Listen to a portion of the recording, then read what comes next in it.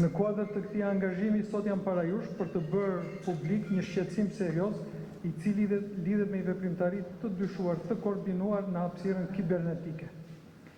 Kjo veprimtari, nëse konfirmohet nga hetimet, rrezikon të dëmtojë jo vetëm bizneset caktuara, por edhe sektorin e turizmit dhe imazhin e Shqipërisë si një vend i sigurt dhe mikpritës.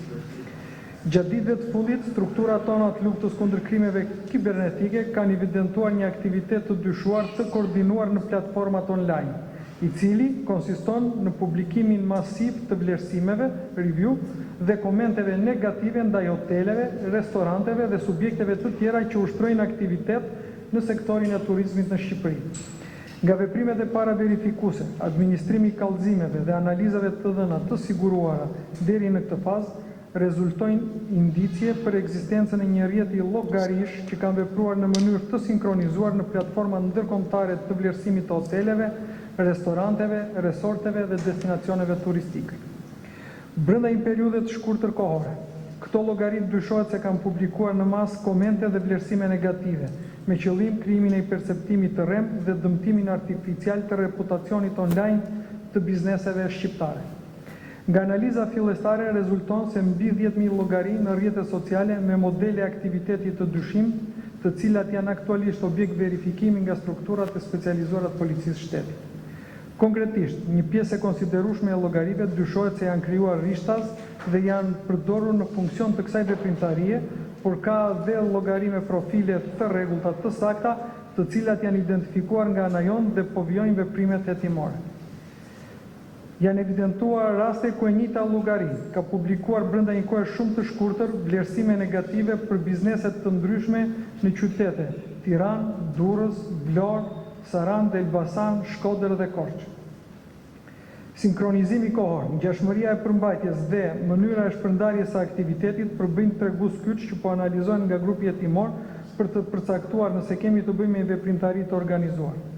Një aktivitet i tillë, nëse provohet se është i qëllimshëm, nuk cënon vetëm interesat e bizneseve të prekura, por prek dhe konkurrencën e ndershme, besimin e konsumatorëve dhe perceptimin e Shqipërisë si një destinacion turistik i sigurt. Turizmi është një sektor strategjik i ekonomisë kombëtare dhe një aset i rëndësishëm i imazhit ndërkombëtar të vendit tonë. Prandaj, çdo përpjekje organizuar për të manipuluar perceptimin publik, për të dëmtuar bizneset tona apo për të cënuar interesin ekonomik të vendit, do të trajtohen me prioritet maksimal nga policia e shtetit. Në këtë kuadër, kam urdhëruar strukturat e specializuara, veçanërisht ato të hetimit krimit kibernetik, që të vijojnë me intensitet të lartë veprimet procedurale për identifikimin e autorëve dhe personave që qëndrojnë pas kësaj veprimtarie, gjurmimin e infrastrukturës teknike të përdorur, analizimin e lidhjeve ndërmjet llogarive, evidentimin e mënyrës së organizimit, sigurimin dhe administrimin e provave digjitale, si dhe në bashkëpunim me platformat online dhe partnerët ndërkombëtar në përputhje me legjislacionin fuqishëm.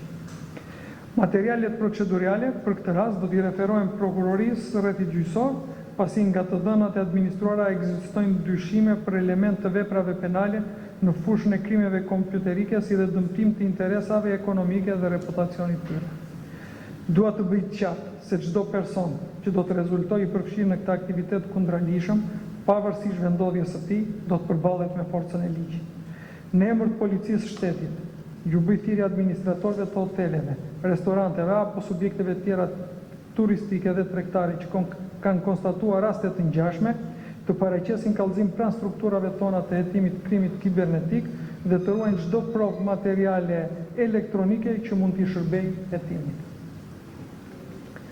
Të nderuar qytetarë, dua të theksoj se krahas këtij hetimi specifik, policia e shtetit ka vijuar me intensitet të plot dhe të lartë zbatimin e planit të masave për sezonin turistik dhe garantimin e tij në të gjithë vendet.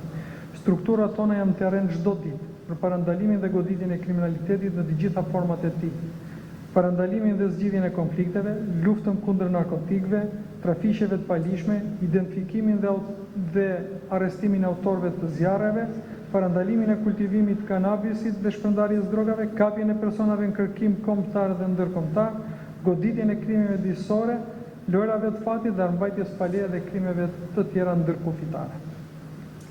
Një prioritet i rëndësishëm është rritja e sigurisë rrugore përmes monitorimeve të shumta në akset kryesore dhe zona turistike, duke përdorur mjete inteligjente dhe dronë, me qëllim parandalimin e aksidenteve dhe garantimin e një qarkullimi sa më të sigurt dhe të rrjedhshëm pavarësisht fluksit gjithnjë në rritje. Po ashtu, policia kufitare, njësia policore detare dhe policia alpine janë në gatishmëri të plotë për të shkuar në ndihmë qytetarëve dhe turistëve, duke ofruar asistencë, orientim dhe ndërhyrje të menjëhershme në çdo rast nevoje, qoftë në zonat e thella malore ashtu dhe në hapësirën detare.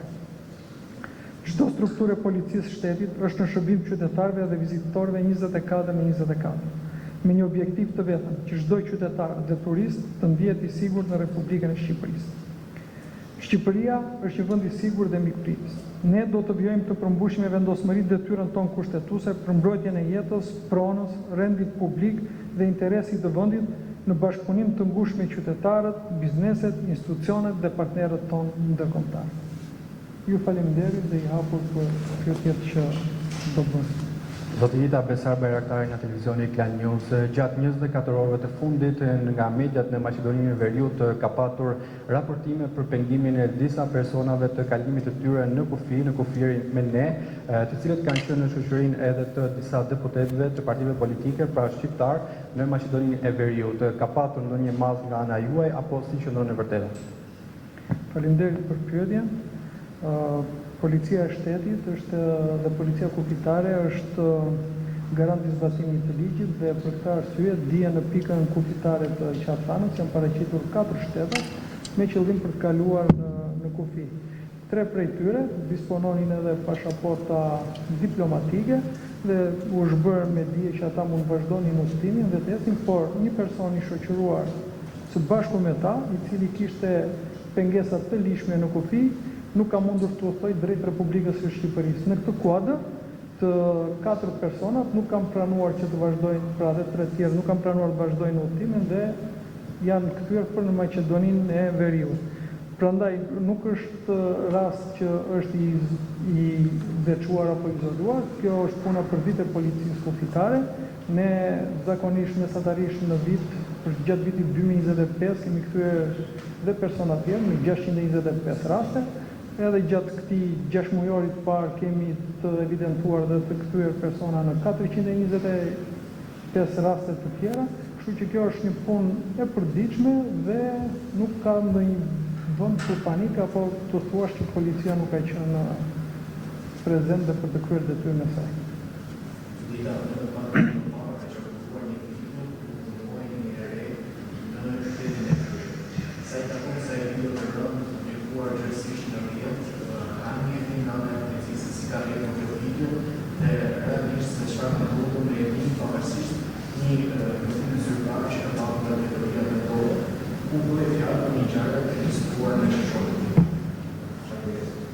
Faleminderit edhe juve për pyetjen. Kjo video që është transmetuar në rrjetet sociale dhe në platformat e tjera është vërtet një video e rëndë, ku shiten disa të mitura që kryenin veprime të dhunshme ndaj një personi tjetër dhe për këtë arsye që në datë 9 qershor policia ka kryer veprime procedurale dhe ka referuar rastin në prokurori. Më pas, gjatë veprimeve hetimore që janë zhvilluar në vazhdimsi së bashku me prokurorin, ka vazhduar ndjekja penale, njëra, siç e kemi bërë me dije edhe më parë, njëra nga gocat ka pasur rast të përsëritur dhune dhe është arrestuar ditët në vijim, por hetimi s'ka ndaluar këtu. Me hetimin ka rezultuar i përfshirë edhe një punonjës policie më vonë, për të cilën ne kemi marrë masën e pezullimit nga detyra, masën e përjashtimit, po sot, ditën e sotme kemi marrë këtë masë për oficerin e policisë të përfshirë në veprime të pahishme për një punonjës policie dhe për këtë arsye kemi bërë përjashtimin e tij. Hetimet vazhdojnë dhe ne do marrim gjithë masat e nevojshme në bashkëpunim me prokurorin në vazhdimsi. Drejtor, sa i takon protestas, vendi po përballet për paktën 40 ditësh me protesta masive përpara kryeministrisë, duke mos u ndalur tek protesta drejt e qytetarëve, por tek aktet e dhunës. e disa persona gjatë protestës, të cilët u drejtohen me thirrje kërcënuese, jo vetëm deputetëve të Kuvendit të Shqipërisë, por dhe zyrtarëve të lartë të shtetit. Janë marrë masa sa i takon personave, janë identifikuar të cilat janë hetimet e policisë vetëm për personat të cilat bëjnë ose kanë kryer akte dhune ose bëjnë thirrje për akte dhune. Faleminderit. Faleminderit edhe një herë. Patjetër që policia e shtetit pothuajse për çdo rast të evidentuar bën qyrjen apo pamjeve filmike të gjithë rrjeteve sociale ku shfaqen këto veprime të dhunshme që kryen ndaj institucioneve shtetërore apo ndaj personaliteteve të tjera, dhe për gjithë rastet ne kemi referuar materialet në prokurori dhe vazhdojnë hetimet së bashku me prokurorinë në këtë drejtim. Do vazhdojmë sërish të bëjmë të njëjtat veprime që kemi bërë deri më sot, pasi jemi në përputhje me ligjin dhe me gjithë procedurat tona standarde. Gjensila Kodra nga News 24, ju folët për sulme ndaj biznese. A kanë identifikuar strukturat përkatëse ndërkohë që ju i keni urdhëruar për hetim më të plot dhe si funksiononte kjo skem? Pyetja e parë, pyetja e dytë ka pjesën e protestës dhe një prej protestuesve po ashtu ka deklaruar se është dënuar brenda ambienteve të bllokut të sigurisë. Ka një hetim përkatësisht për këtë çështje, pra për këto deklarata edhe të avokatit të tij mbrojtës?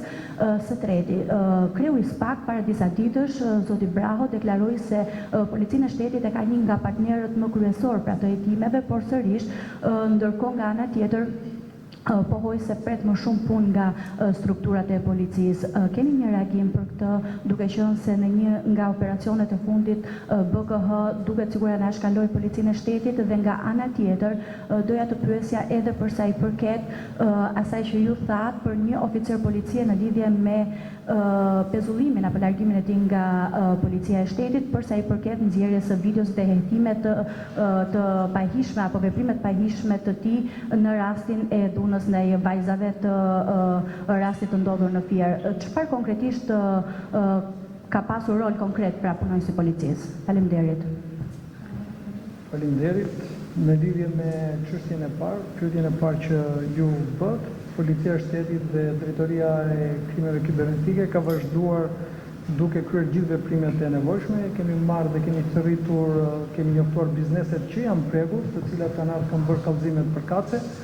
Njëkohësisht kemi vazhduar me identifikimin e të gjithë profileve që janë përdorur në goditjen e këtij sulmi kibernetik, ku deri aktualisht kemi evidentuar edhe 150 persona ose subjekte kryesor që kanë përdorur rrjetet e tyre sociale të rregullta, jo fake, dhe ndaj tyre do vazhdojë hetimi dhe përgjegjësia penale. Kurse ndaj personave që kanë përdorur në rrjetet sociale atë indikatorin fake që nuk njihen, vazhdon puna për identifikimin e tyre.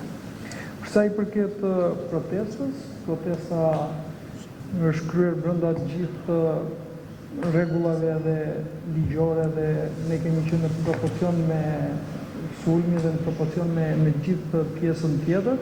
Ka një hetim të nisur ndoshta nga MP-ja verifikus në lidhje me pretendimet që kanë personat që policia ka ushtruar dhunë, por në asnjë moment policia nuk ka ushtruar dhunë ndaj tyre, si në bllokun e sigurisë apo dhe gjatë momenteve që kanë qenë shoqëruar në komisariatet përkatëse. Pyetja tjetër ishte me oficerin e policisë, që është i përfshirë në ngjarjen e Fierit. Ky nuk është se është evidentuar që ka nxjerrë videon ose e ka bërë publike për media, por pezullimi i tij është urdhëruar për shkelje të standardit dhe të cënimit të rënd të figurës që ka bërë punonjësi policisë në krye të detyrës, pasi ka hyrë në një marrëdhënie të panevojshme me vajzat që kanë kryer këtë veprim të kundërligjshëm ndaj fëmijës tjetër. Sa i përket pyetjes që SPAK-u nuk krijon më hetime ose operacione të përbashkëta, që s'është e vërtetë. Edhe në atë operacion, policia e shtetit ka qenë prezent aty duke kryer një sër veprimesh, por ata kanë të gjithë atributin ligjor, të drejtën ligjore, si oficer policisë gjyqësore, si hetues të BKH-s, që të kryejnë veprime edhe vetë në terren. Kështu Kështu që s'ka vend për aludim, kjo ka qenë zgjedhja që ata kanë menduar, e kanë bërë vetë, por ne vazhdojmë dita ditës, jemi prezent në operacionet tona policore, ku edhe sot kemi pasur 3 raste të mbajtjeve pa leje, persona në kërkim të kabur pothuajse për ditë, dhe kjo është vetëm një aludim ose një amëndësim që ndodh. Faleminderit. Sot tema reportove. Zoti Hita, ju përmendët një sulm të koordinuar për bizneset. Megjithatë, në hapësirën online dhe biznesit ka edhe profile të tjera që merren me histori personale, pra të individëve të caktuar në rrjetet të ndryshme sociale që denigrohen. Aq sa besoj që ka pasur edhe raste fatale në qoftë edhe në vetë raste. Po bëhet ndonjë gjë në këtë drejtim? Ka ndonjë fokus policia e shtetit për bashkëpunimin me rrjetet sociale apo identifikimin e rasteve flagrante?